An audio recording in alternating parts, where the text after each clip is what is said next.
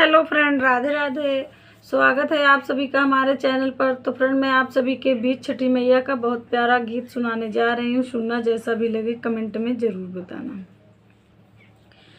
आई गईले कार्तिक के महीने माँ, नगर में होई गईले शोर, नगर में होई गईले शोर। कहिलन का मन देवो धनी से, कर धनी छठिए त्योहार, कर धनी छठिए त्योहार।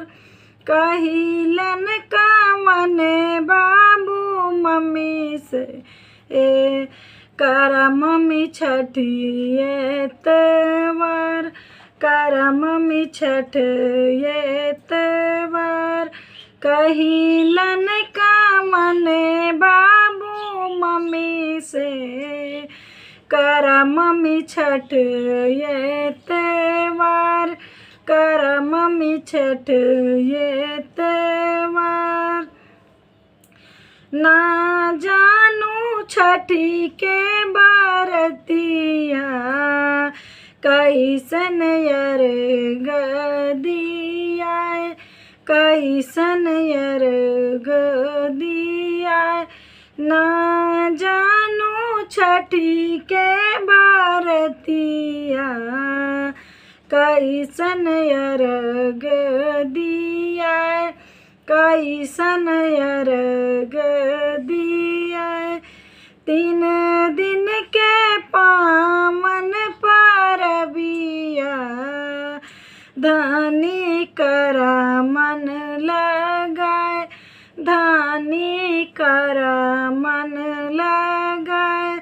3 दिन के कठिन परबिया, मम्मी करा मन लगाए, मम्मी करा मन लगाए।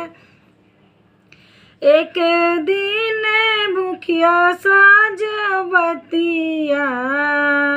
दूसर दिन चली है छठी घाट, दूसर दिन चली है छठी घाट। एक दिन भूखिया साजवतिया,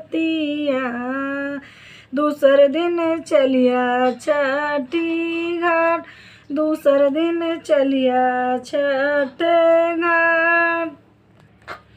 सांझे नदी हलाया रगिया, भोरे मंगी आशीष, भोरे मंगी आशीष। 5 पुतर एक धियवा, धियवा मांगे बो जरूर, धियवा मांगे बो जरूर। 5 पुतर एक धियवा, धियवा मांगे बो जरूर, धियवा मांगे बो जरूर।